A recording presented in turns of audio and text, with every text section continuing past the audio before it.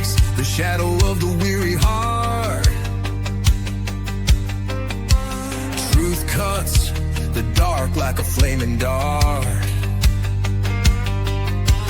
Voices rising strong to lift the call. This is the time we give it all. Lynne Scott Hagerman bringing the fire. Words that ignite hearts burning higher. Faith and power, no chains can bind. Step into the light, leave fear behind.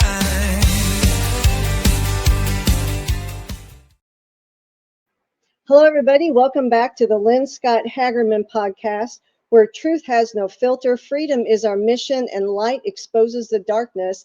I am your host, Lynne Scott Hagerman. I'm a survivor of child trafficking and medical experimentation underground at a U.S. university in conjunction with our government through MK Ultra mind control programming. I am the voice they tried to silence, and I am silent no more. Praise God. Today, I'm an international award-winning human resource consultant, independent LifeWave distributor, marathoner, weightlifter, child of God, follower of the Lord Jesus Christ, and friend of Holy Spirit. Praise God. Be sure to visit my websites, Q, the letter Q, the word grit, GRIT.org, where I'm helping after children are rescued from trafficking, both above ground and underground, as well as helping adults who have survived any type of trauma recover. Also, please visit my LifeWave website, Live Younger with Lynne, LYNNE.com. Now let's get to some truth today. I am so honored and blessed to have General Paul Vallely on today. Let me tell you a bit about him before I bring him on stage. He is a retired U.S. Army Major General. And today, folks, he's going to bring his West Point training, his Vietnam combat experience, and decades of command experience to today's most urgent national conversations. From leading infantry units in war to commanding psychological operations and civil affair forces across the Pacific, he has seen firsthand how our military, political, and global dynamics shape America's destiny. In this exclusive interview, we're going to explore the truth behind America's current events, all the way from military readiness to national survival. Welcome, General Vallely. Well, thank you, Lynn. Feel privileged to be on your show, and I thank you for the kind invitation. Well, thank you so much for being here. There is so much going on that affects America, and your perspective is one that I personally value and honor, and so much admire and respect your background. And I'm looking forward to today's conversation. I know we've talked on the phone before about some current events, so I'm excited for the audience to hear your views. First of all, I would like to jump into judicial positions, the military involvement. So we are hearing that there are military personnel entering roles of, I believe, prosecutors in DC, and also taking judge roles of some of the fired immigration judges under President Trump. Are those things true? And if they are, what does it mean? Well, we have a vast number of appointees by Obama and Biden that are basically what we call activist judges. Okay, they take a political stance, particularly against Donald J. Trump and what he's trying to do to bring our country back again that was so dismantled under Obama and Biden. And they're attacking him in every court that they can. But thank goodness the majority of the opinions by the Supreme Court have reversed these activist judges. But they're still continuing today across the board on anything that's done. But it impedes the rebuilding of our country, the restoration of our Constitution, our judicial system. But this is how evil has integrated, has been targeting so many institutions, our universities, the military, agencies of government.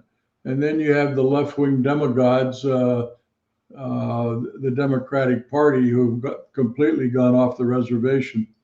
So it's a battle for America, and I'm a part of that with the Stand Up America U.S. Foundation that Admiral Lyons and General Tom McInerney and I formed over 20 years ago to make sure that we stand by our Constitution and stand by America and ensure America is not destroyed as some want it to be. We were talking a bit before we went live about the Stand Up America U.S. Foundation that you formed, Right. and you were telling me a story of a gentleman that you were just recently even been able to help. Well, yeah, I mean, we reach out, we do a lot of studies too at the foundation. We provided Operation Sinaloa to President Trump. We also provided him a reorganization of the Defense Department, which is now the Department of War. We did a lot of studies on the J6 situation. We've been working with the Canadians for several years now.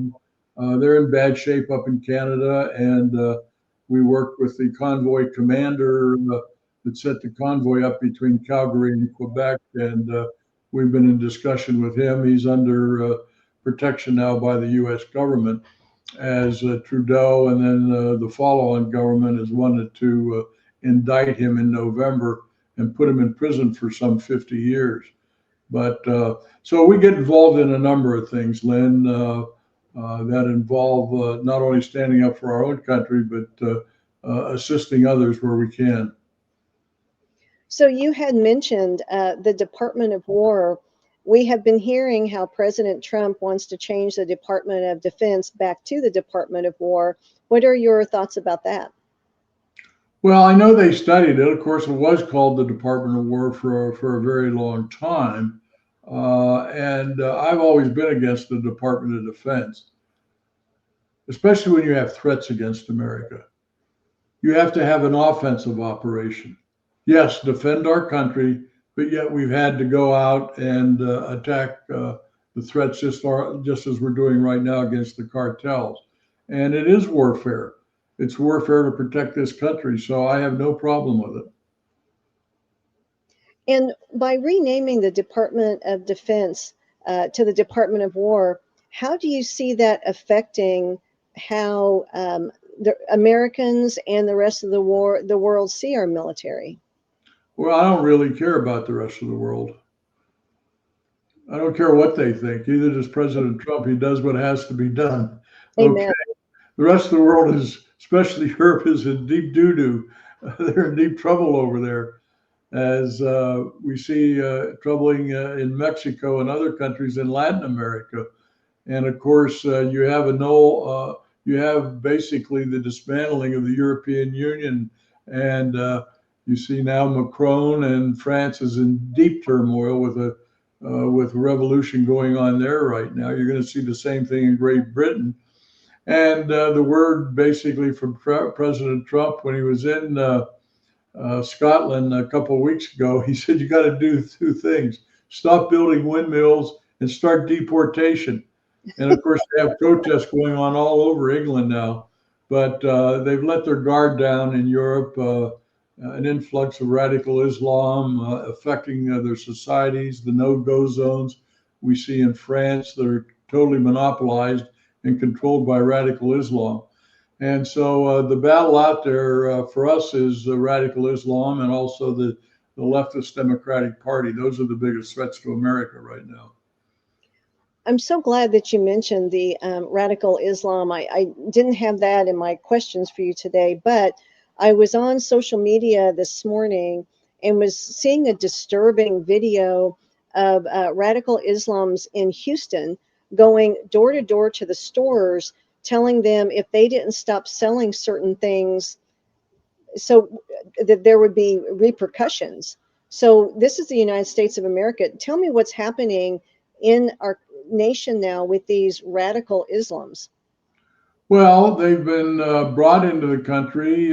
Many came in illegally, of course, under Biden, but there's been an infiltration and also global support for these Muslim groups that have infiltrated our societies. Austin, Texas, they were going to build a big mosque there. But now that's been thwarted. But look what's happened in Dearborn, Michigan. You even have Islamic police there now. They wanted to change the symbol on the uniform. Dearborn's been overtaken completely by radical Islam, as many of the towns and cities in Great Britain and in France. As General McInerney and I put out in our books, Islam is not a religion. It's an ideology. Because it's an ideology because they want to kill Jews and Christians. There's not the word love in the Quran, for example. And until the Islamists can take that out and start looking at peaceful means, all they want to do is kill each other. Look what's happening in Syria now. What's happening all over the Middle East, killing each other all the time. And that's what they think. They teach these young men and women to kill Jews and Christians. That's not a religion. So anyhow, that's a battle we have in the United States now, and we need to deport them all. Do you think that's going to happen, the deportation It's already happening. of the Islams? Oh, yeah. Especially Okay. the radical ones. Oh, yeah, absolutely. Okay. See, I've not been hearing about that. What I have been seeing is that there appear to be taking over, like you mentioned, Dearborn. They had the woman modeling Islamic clothing that was law enforcement. And like you said, their symbology. In Texas, they've purchased, it sounds like, many, many acres of land to create their own communities. Right. And I don't understand how that's being allowed in the United States of America. Well, it's the liberal Democrats mostly. Austin, Texas is Democratic. Right. Dearborn, I mean, you look at Michigan, parts of it that are left, very left. It's all left-wing dynamics that are helping it. And it's those members of Make America Great Again, Stand Up America U.S. Foundation, General Mike Flynn, who I work with. I mean, we're all battling. We're trying to put out there, we got to deport these people, get rid of them. We don't need them in our country. Once they get in, they don't assimilate. They bring all their crap with them from the Middle East, and they bring it to the United Kingdom, France, United States, and trying to convert people to Islam. Get rid of it. We don't need it. We're a Christian country. Well, and their conversion protocol is either you convert or we kill you. That's right. Is that a religion? No, it is an ideology, and it's an ideology of death. You're absolutely right. And so what is hard, I think, for like we, the people, ordinary citizens to comprehend is how can there be a group of Democrats who remotely think this is okay, like Dearborn? They're morons. Okay, that works for me. They're evil. That's what it is. They don't have Christian values. They don't believe, like we did at West Point, duty, honor, country. You know? Do you believe the Democratic Party is going to last? No. What do you believe along those lines? Well, I hope they get rid of all political parties. I wrote an article on that. I don't believe in political parties anymore. They're partisan. They try to solve things through a political prism, which you can't do. You have to solve things through a reality prism. They're unable to do that. They want to bring politics into it, an ideology all the time.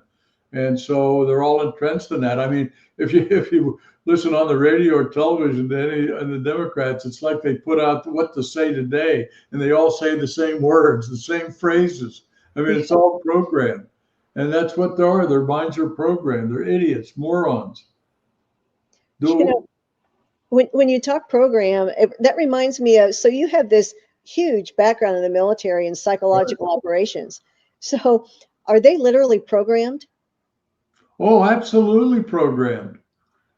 And how did that come to be? And George Soros and them, they promote it like they've done in our universities, where many universities, 90% are left-wing ideologues in these professors. Harvard, look at the Ivy League schools. They made a big mistake at West Point, for example, in the late 80s.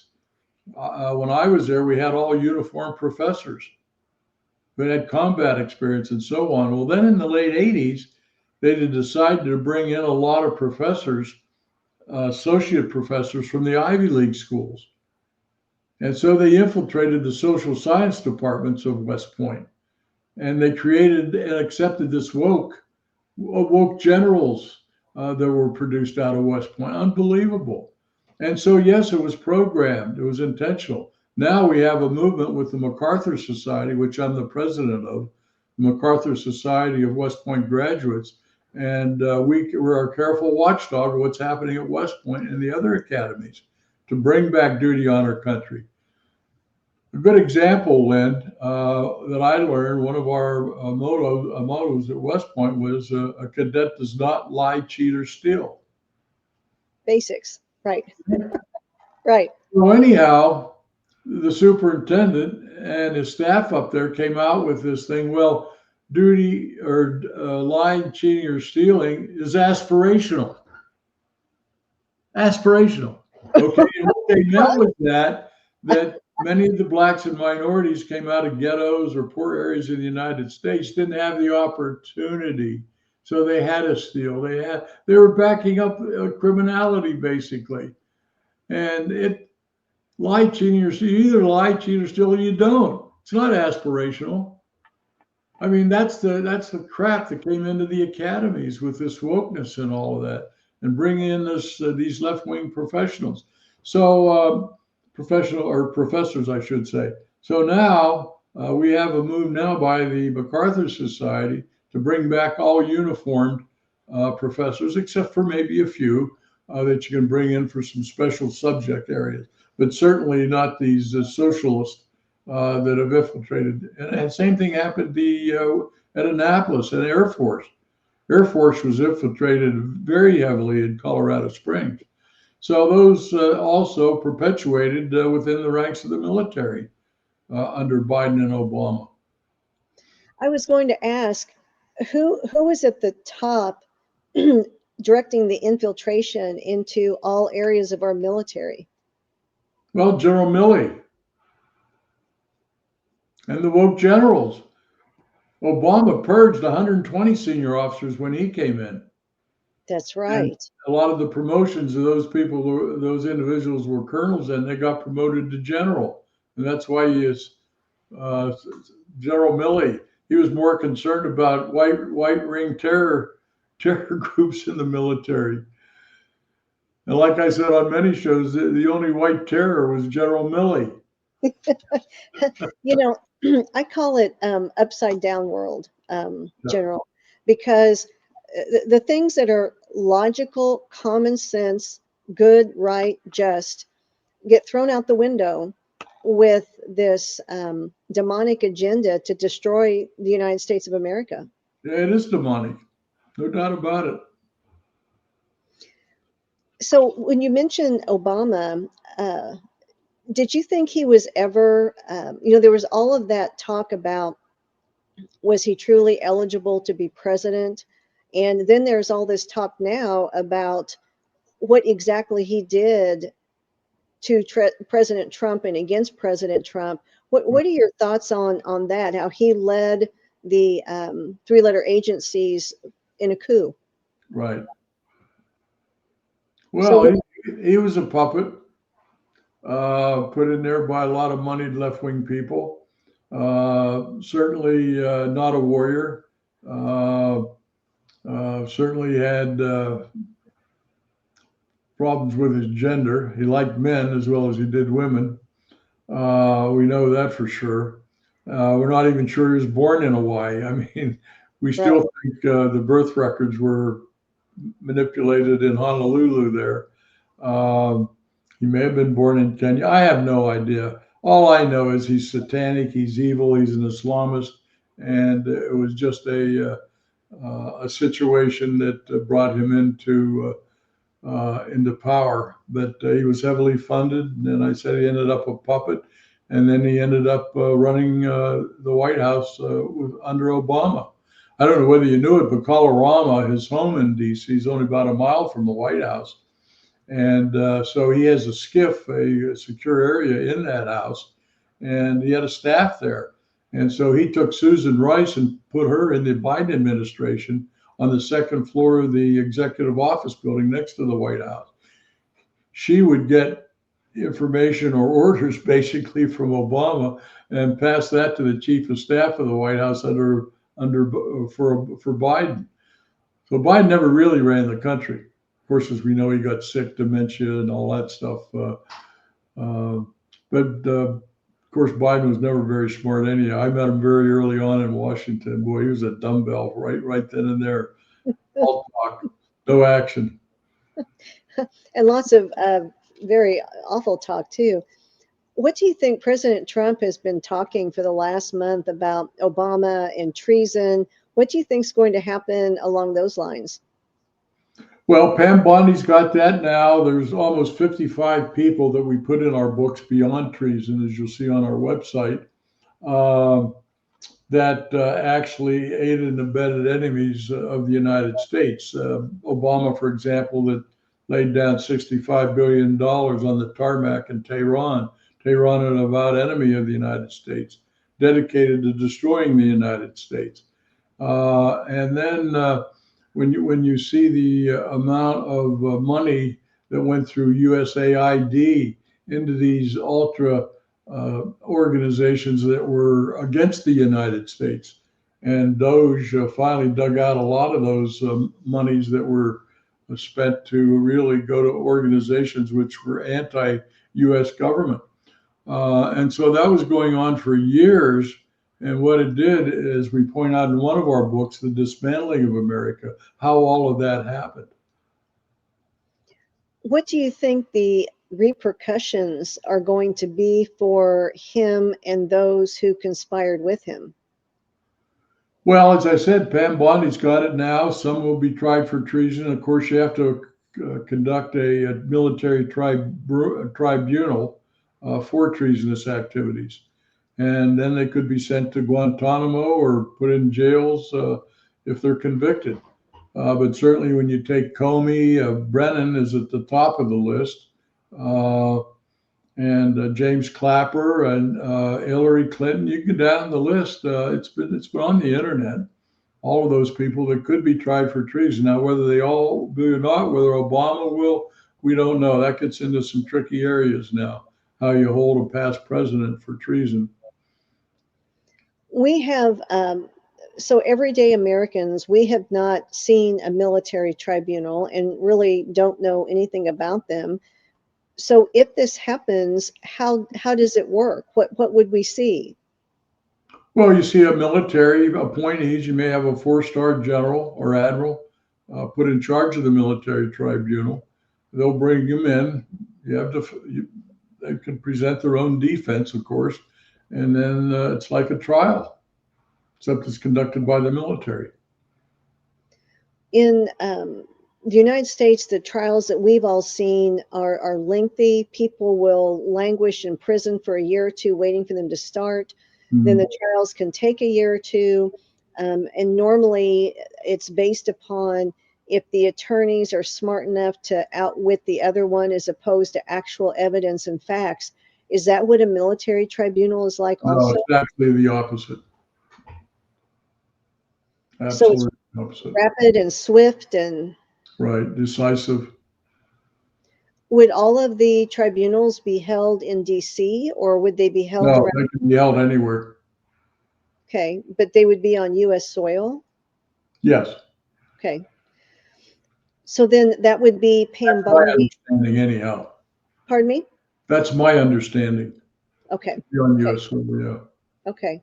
So then Pam Bondi would be heading those or determining if that would happen. Yeah, whether they'd be indicted for treason, yeah. Do you see us knowing that anytime soon? It's happening now. Not the tribunals yet, but the indictments, and trying to get a grand jury to go forth with those indictments. She was rejected 2 weeks ago by the grand jury in Washington against certain people. So It's a challenge day. We've never gone through this. We're treading new waters right now, and so we'll have to see what happens. But justice should prevail against these people who have tried to destroy our country. They've Amen. lied. They've done everything they can to oust President Trump, Russian hoax. Certainly that was treason, a coup against a president. And so they got to be held responsible. It's not retribution. You have to look at what they did, what laws they violated, financial laws. I mean, the funding of some of these organizations that went in to destroy America. I mean, it's not an easy thing that we're doing right now to bring the country back to order. It's very difficult. Is the starting replacement of some of the, for example, immigration judges in the United States by military prosecutors, is that a setup to position us for these tribunals, or does one have nothing to do with the other? No, it doesn't have to do with, no, they're separated. Okay, two Yeah. totally separate things. I had not heard of who Pam Bondi was trying to indict now. Are their names out on social Oh, media? yeah, absolutely. Clapper, Brennan, Comey, Milley, the other people that were involved in the Russian hoax, Hillary Clinton is one. Yeah. Does she just simply have to find a judge or a jurisdiction area where they will create a grand jury? Is that what she's looking for? Or does it have to be done in a certain place? Well, I'm not sure the details of the grand juries and how they do that. I'm not a legal guy, but we'll have to see how that develops. I just don't know. Okay. The you had mentioned earlier about J6, the J6 situation. You did an amazing show with Sheila Holmes and Michael Right. Jaco recently, and all of you had a discussion about J6. Right. So if you would share your insights there, I would be grateful. Well, we know the pardons that President Trump conducted in his first days of office on the J6ers. But when you look deep as we have, there's been no follow-up. There are still many out there that are still in jeopardy. J6 with their families and so on included almost 40,000 people. Okay, when you take the 1,000 plus and then you take their families, bankruptcy, closing their accounts, indicted in prison, put in prison, and federal prison. And so it's not all been resolved. So our interview and our article is to get Trump and Stephen Miller back on this, or somebody that can resolve the remaining situation with the J6ers. And they say, well, they attacked the police. Well, if you took that 1,000 plus people, there were probably only a handful that broke the windows and broke the doors and furniture or whatever. And that was bad. That was not good. But the vast majority of them, and of course, they were infiltrated by the FBI, as we know now. And if you looked at the films, you saw the guards, the protective services there at the house letting them in. That's right. And then the murder of Ashley Babbitt. That detective that shot her needs to be tried for murder, for example. So there's a lot there remaining. That's why we did the show with Mike and Susan, or Sheila, I'm sorry, and tried to resurrect what needs to be done and resolved. So we're hoping the Trump administration will follow up from that. I've had several J6ers on my show to highlight their situations. Mm-hmm. And what you find when you have them on is they are everyday Americans. They're farmers, they're construction workers, and they just went to the White House that day to be able to protest the election, and got caught up in something much, much bigger. We saw Hillary Clinton, and was it her niece that was the producer of the videos that day for the show? Yeah, there's some connection there. I'm not sure of that, but yeah. Yeah, a lot of show. So hopefully that will create a lot of impetus by President Trump and those that are with him to do even more for the J6ers, because it's a travesty. Oh, it is. It's horrible. I You mean, the had, divorce rate, the separation of families, the bankruptcies, these J6ers, they couldn't get a job because they were listed as a felon. And we pointed that out in our article and in our interview. yes, Please use that article any way you want to, Lynn. I mean, it's on our website, or I'll be happy to send it to you again. And again, feel free to use anything we publish on our website. I will. Yes, it was a great article that you sent. I remember it was hot off the press, one of your articles, right whenever we were talking. So Yeah, that was amazing. You mentioned when we first started talking today about the cartels. right. So what is happening with these cartels in the United States? Well, back in, I think it was 2018, the foundation published Operation Sinaloa and sent it to Trump. And basically, it was an offensive and defensive strategic plan to neutralize and destroy the cartels. And so Trump in his first term was only able to do the defensive part, putting up fencing, strengthening the border security system, and so on. They never got to go on offense. They never got to attack the factories in the 5-province Sinaloa area. They were never able to take out the cartels. And as we know, the majority of the Mexican people want the cartels out of their country. But the government is owned by the cartels. The president of Mexico, they're owned and funded by the cartels. And so they won't take any action against the cartels. Cartels will kill them if they don't follow orders. But look at the amount of innocent Mexicans in the border area that's been killed, hung on bridges, destroyed, and destroyed communities.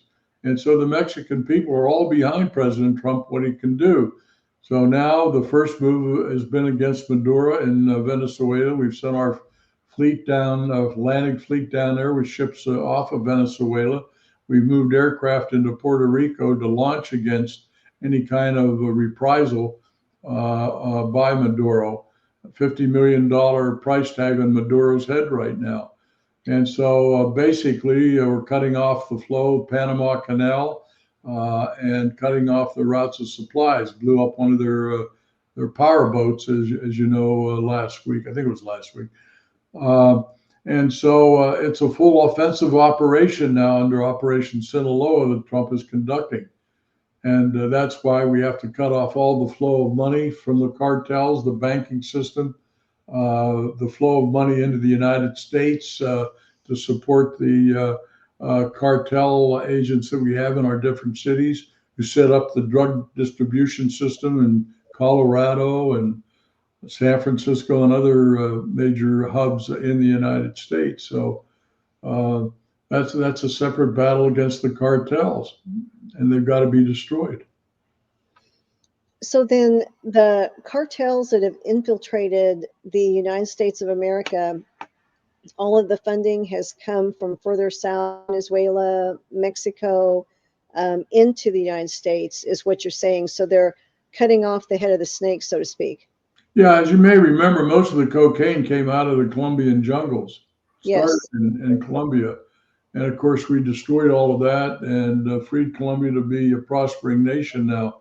And I had been in Colombia on a trip several years ago, so I was able to witness a lot of those things.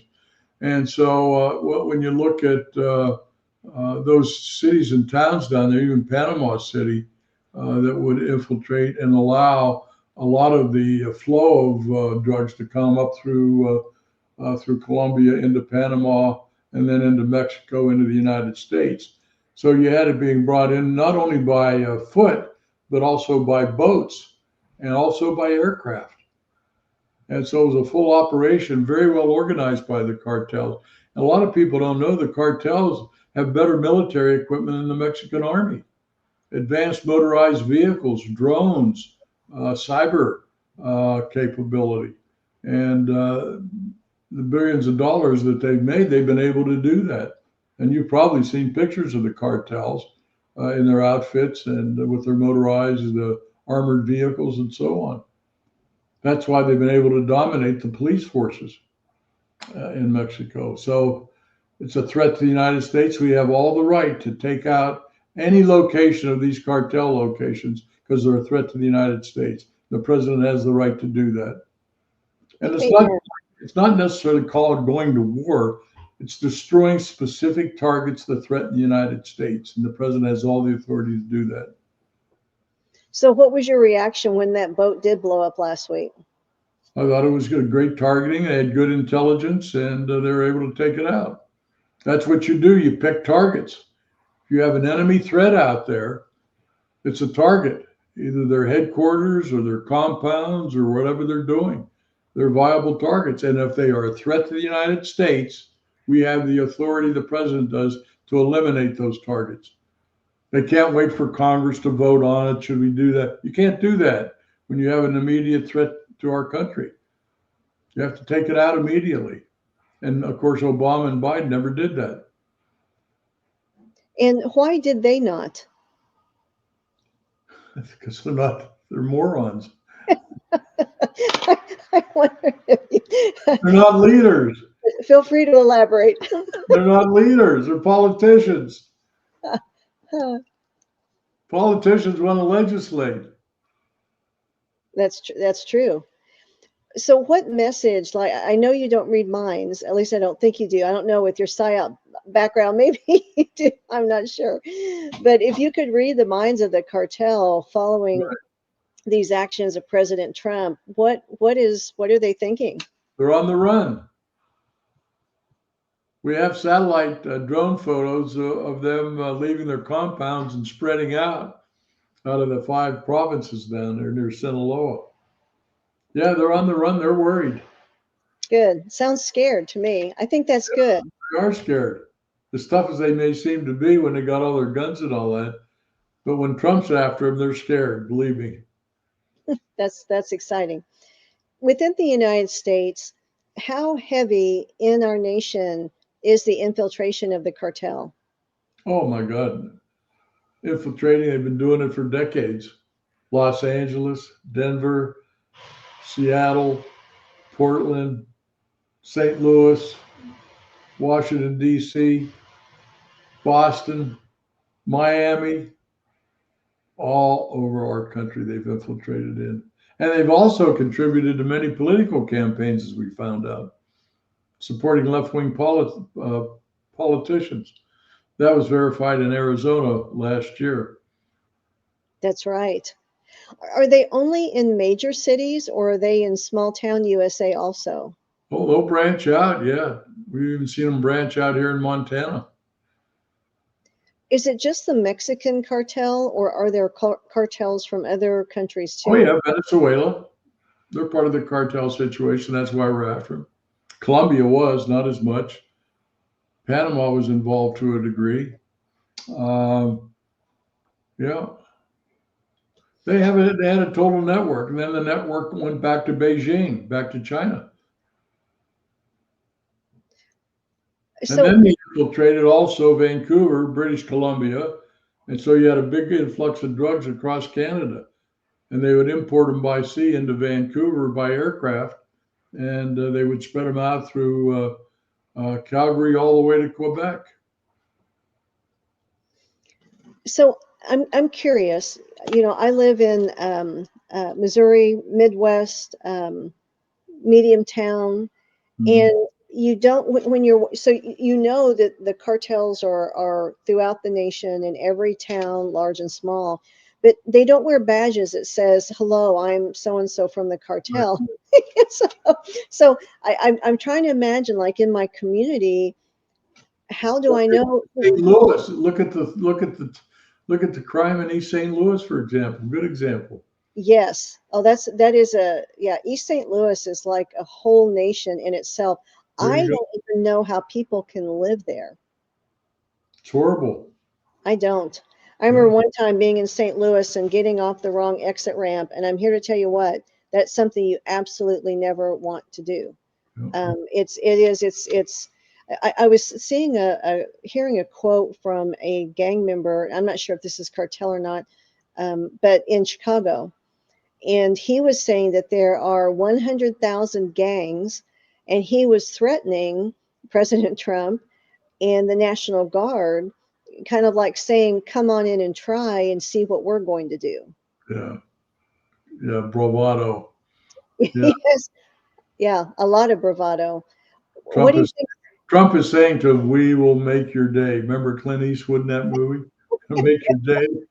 think? Yeah, We're going to make your day. Okay, buddy. See how tough you are when we put our ICE agents on you.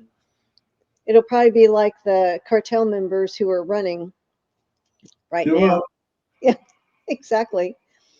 Well, so let's talk about the National Guard. So first, we know first step, President Trump sent the National Guard into DC, Right. and talk about that move first. Well, the National Guards are the National Guard. They belong to the states. Each state has an adjutant general who's usually a two-star general, Air Force or Army. Okay. Okay. Now, the President of the United States has the authority to federalize the National Guard under certain situations. Much of the Guard was used in the Middle East and Afghanistan and Iraq. Air Guard units, Air Force, C-130s, helicopters. And then you had a lot of the logistical units that are in the National Guard. And you have more combat support in the Guard than you do actually have combat brigades.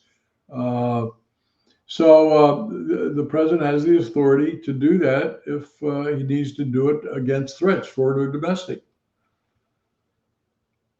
And basically what he's using them now is to have them really guard the ICE agents so they won't be attacked by some of these left-wing crazies. And that's what he's using them for. And they walk around and look what they've done in Washington. My goodness. Speaks for itself.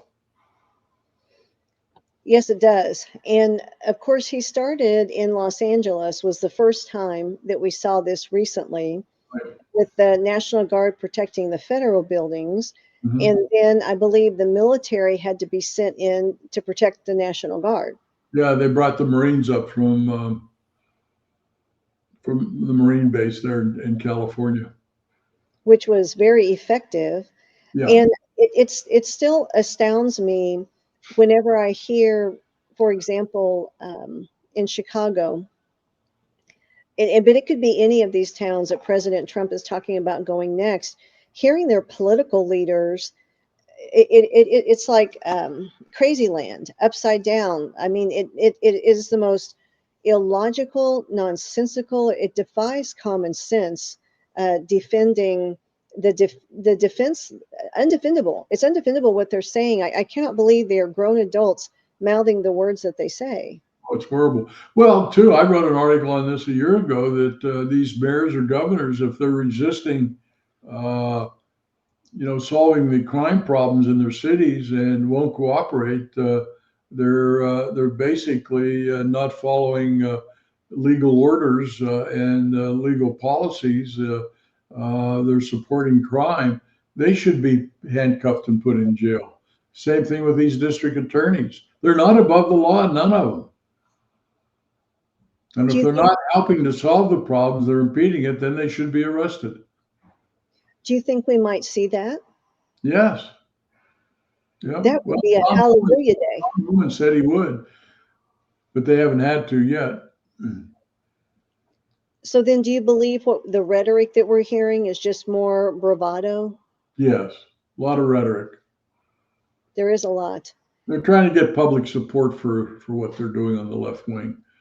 Same thing with Pritzker in Chicago or Illinois, and that clown they have is the mayor there. You have a clown up there in Boston, and I mean they're all over the place. My goodness, these people are sick. I call them moronic, but they're not logical. They're not. They don't care about the people. They care more about partisan politics and being a Democrat or whatever than they do about being a great American, supporting our police that are trying to enforce the law rather than fighting them. And then you have the likes. George Soros should be tried for treason and put in jail. He and his son. Why hasn't he been arrested yet? Pam Bondi should have him arrested immediately. He'd be number one on my list.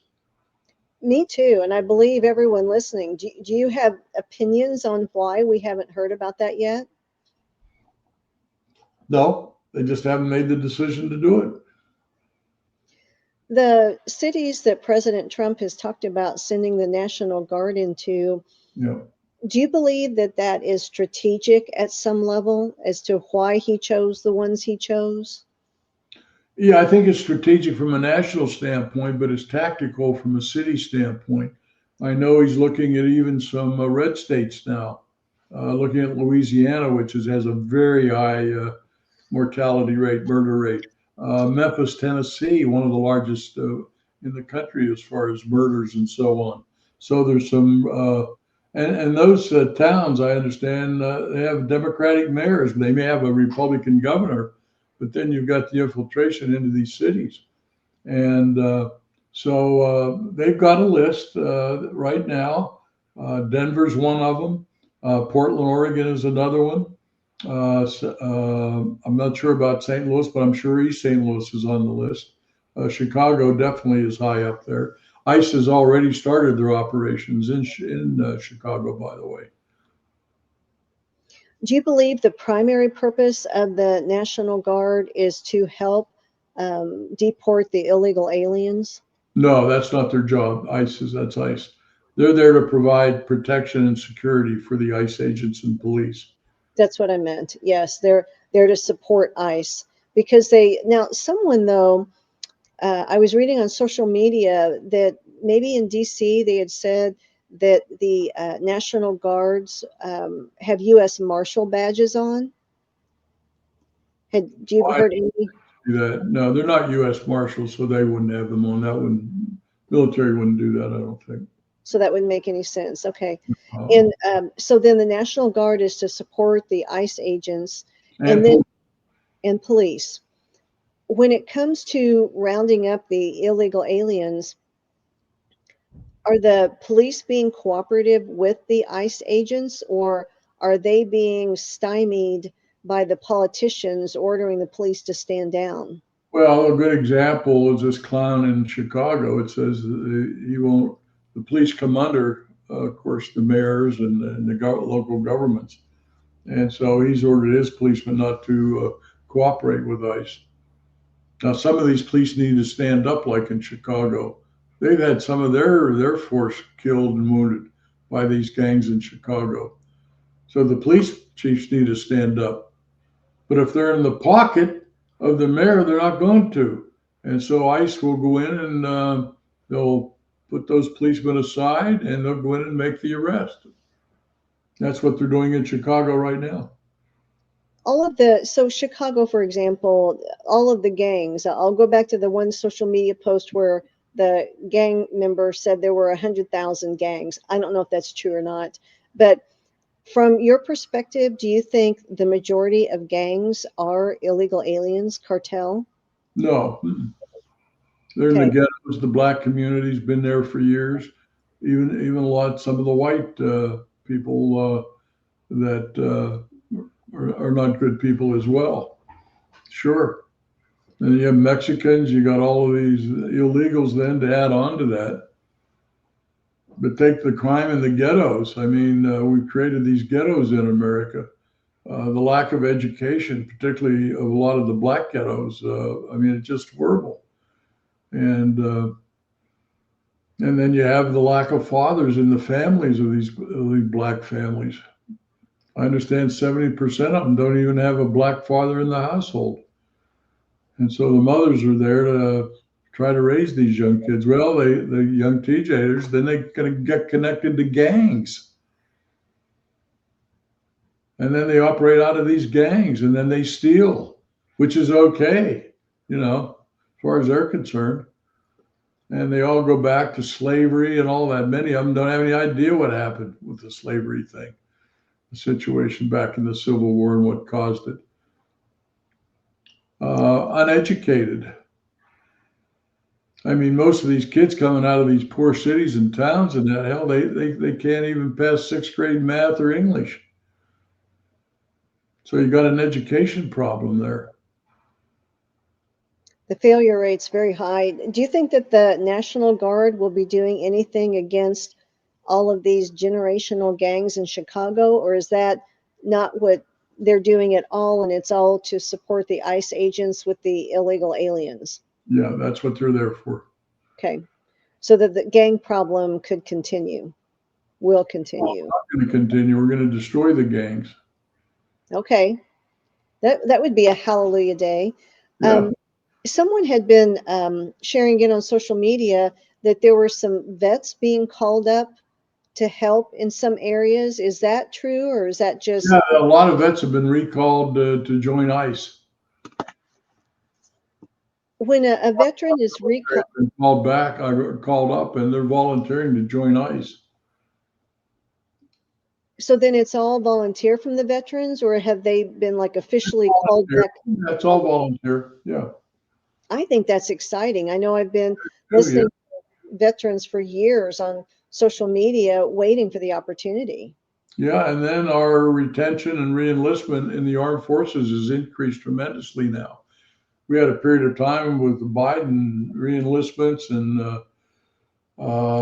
recruiting was just in the tank. People didn't want to join our military, but now they do. They're joining each and every day. The ranks are being fulfilled in the Air Force, Marines, Coast Guard, Army, and morale is very high again, as I understand. With our military, you had shared before the infiltration by the radical left extremists Yeah. and their radical ideology. Has all of that been cleaned out, or do we have sectors of our military that are not for we the people? There are some still challenging the president in the ranks. They're being weeded out daily, but it's not been cleaned up yet. It's going to take a while to weed that deep state out of there, which has infiltrated the entire executive branch and the military. But they're working on. Pete Hegseth is working very hard, along with the new chief of staff of the armed forces, the Department of Army, Department of Air Force, Marines, so on, Navy. So they're all cleaning up the mess that's been created. You can't do it overnight.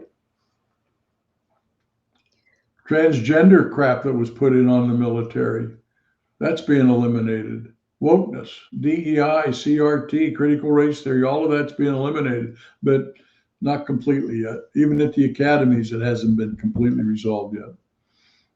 What do you think it's going to take to fully eliminate all of that? You have to purge the people that are in there that are supporting that.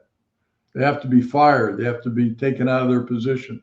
And that's being done daily, by the way. I have seen several. Derek Johnson does a really good job with posting high-ranking military officials that are being fired because of those ideologies. And Right. it seems like there have been hundreds and hundreds. Oh, there've been a lot, yeah. I mean, they've replaced the Coast Guard Academy, Air Force Academy. They moved the admiral, a woman, out of the Naval Academy. They gave her another position. They put another person in. They've changed the board of trustees, the board of advisors to the academies. The superintendent at West Point is the only one remaining that hasn't been replaced.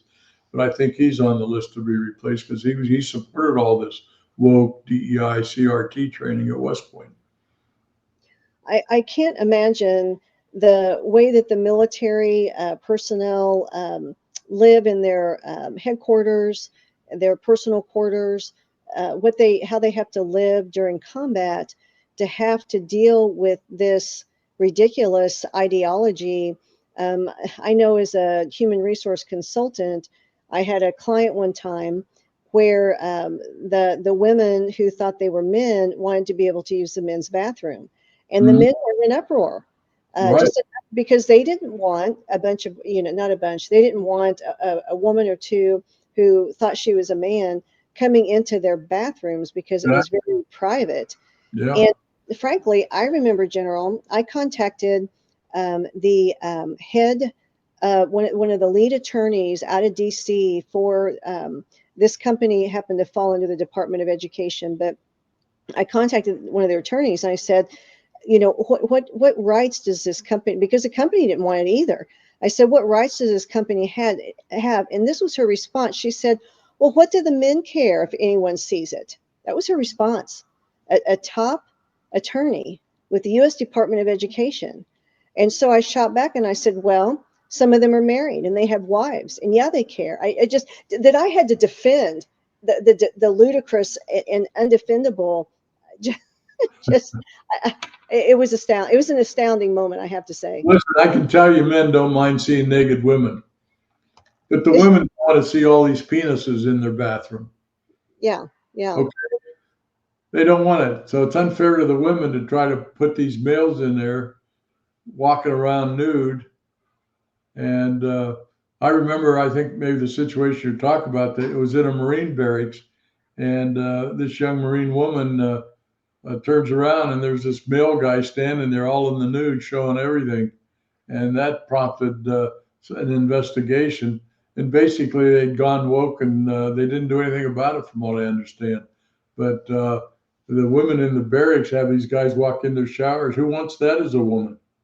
Well, it's criminal. I mean, yeah, it's absolutely criminal. The invasion of the women's safe spaces, it's absolutely criminal. So I'm glad that that's being cleaned up. And um, Pete seems to be doing a great job. Yeah, he is. He's doing a great job. But you don't see a lot of women wanting to go into men's bathrooms, do you? Not as many. No, no, Women don't want to do that. no. Women like their privacy. They really do. I can tell you from the women in my life. Yes, You yes, know. that So, is true. But anyhow, That is true. So we have a few minutes left. I'm going to do a quick commercial break, and then we're going to briefly talk about international events. So hang on, folks.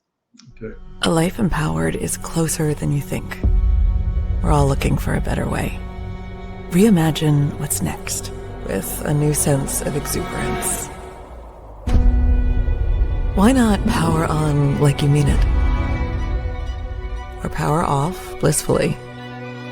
A better sleep is a better awake. You've never moved like this before. With the energy nature intended. Imagine reprogramming the way you look at the speed of science, at longevity, at exhilaration. It's next level rejuvenation. Take control of your well-being from the inside out and outside in. The light within is ready to ignite. Be the light. LifeWave.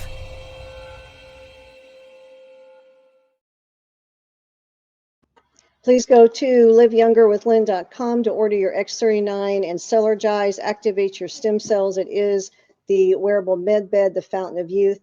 General Vallely, the few minutes we have left, could you briefly touch on international affairs and how they're affecting the United States of America?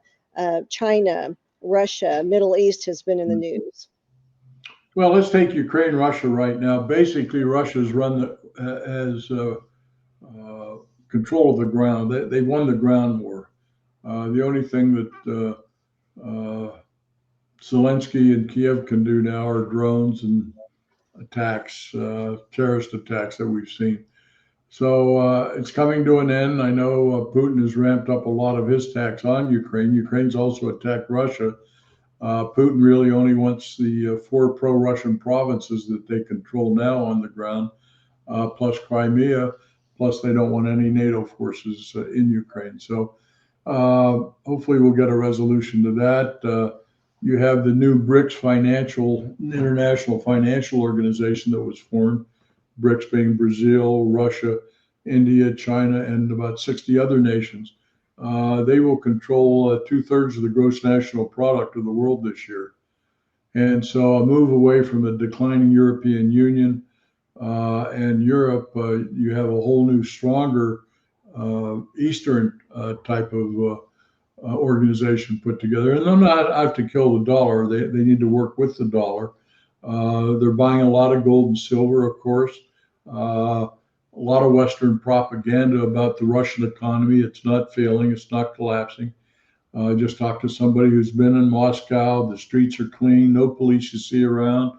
The hotels, the new financial district in Moscow, energy. So, and Putin is the top favorite guy in BRICS. So you have all of that going on with the decline of Europe. So it's going to be interesting to see what happens. But you have turmoil, of course. The prime minister was relieved in France. I talked to a French guy in southern France this morning for about an hour, and he says it's really bad. France is totally falling apart. Macron will be replaced. And then you have all the protests going on in Great Britain and with Nigel Farage leading the effort there to ensure they start deportations, get these people off of the island. Do you see other nations in Europe beginning to fall apart, or will they soon, like France? France, Germany, and Great Britain. I think the Scandinavian countries are okay. Hungary basically supports Russia. You have Eastern Europe basically, or probably more Russian. You have Poland that's sort of in the middle on this thing. So it's a whole transition there as the Far East, this new BRICS organization, is moving forward very positively. I'm not sure Europe is going to survive as we know it right now. There's going to be massive changes within Europe, I predict. What massive changes do you predict, General?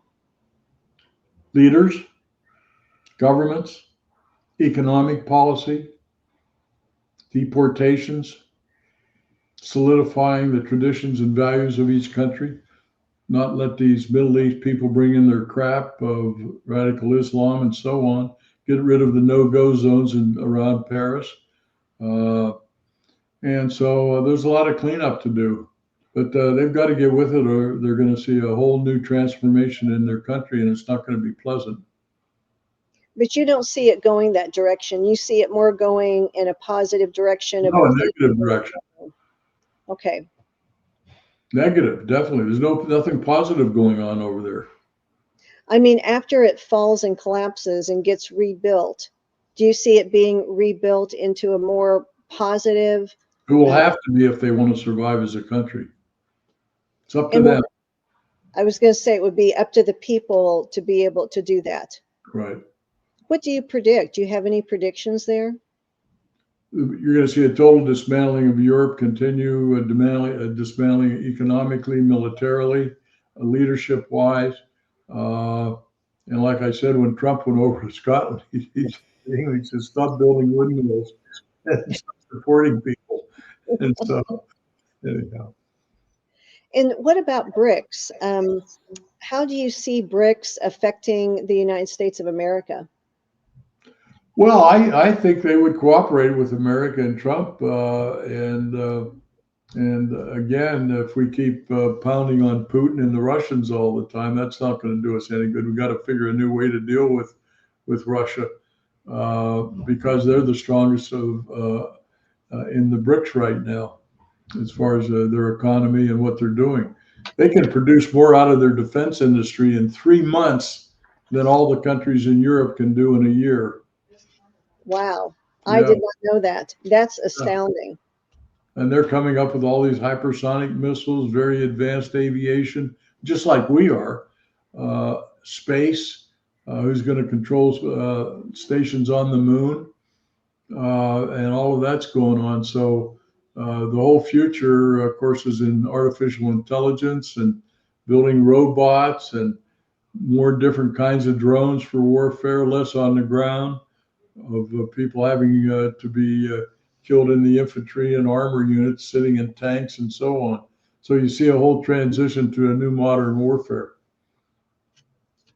That's amazing. And as we wrap up the show, I want to give a shout out to some of our viewers. We have Captain Auckland telling you that all Americans should hear this, General.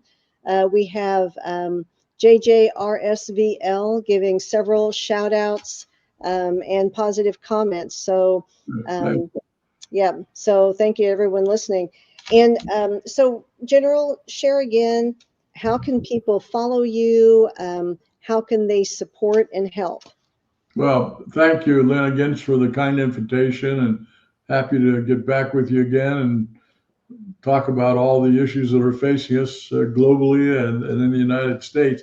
But go to our website, Stand Up America US. You got to put the US in there, standupamericaus.org. All of our books are on there. Buy them, donate. We live off donations. Help us out. We've been in business for over 20 years. We've never been in debt. We do a lot of great studies. We have a great staff, but anyhow, support us as best you can. Books and make donations, and we'll do good for you. We'll keep in the right direction for America, that's for sure. Amen. And yes, you will. I encourage everyone to visit that website. And I concur with the General. When I first went to the website, I left the U.S. off, and you'll end up at a place that's not remotely Right. what the General's been doing. So be sure to put the U.S. in there. Right. And thank you again, General, for being on. And for those watching, until next time, this is the Lynne Scott Hagerman podcast, where truth is rising, and so are we.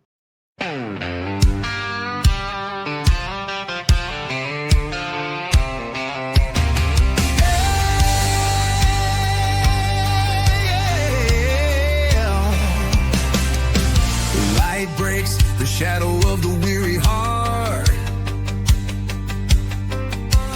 Truth cuts the dark like a flaming dart.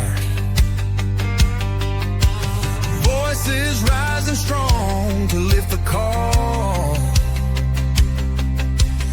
This is the time we give it all. Lynne Scott Hagerman bringing the fire. Words that ignite hearts burning higher. Faith and power, no chains can bind. Step into the light, leave fear behind.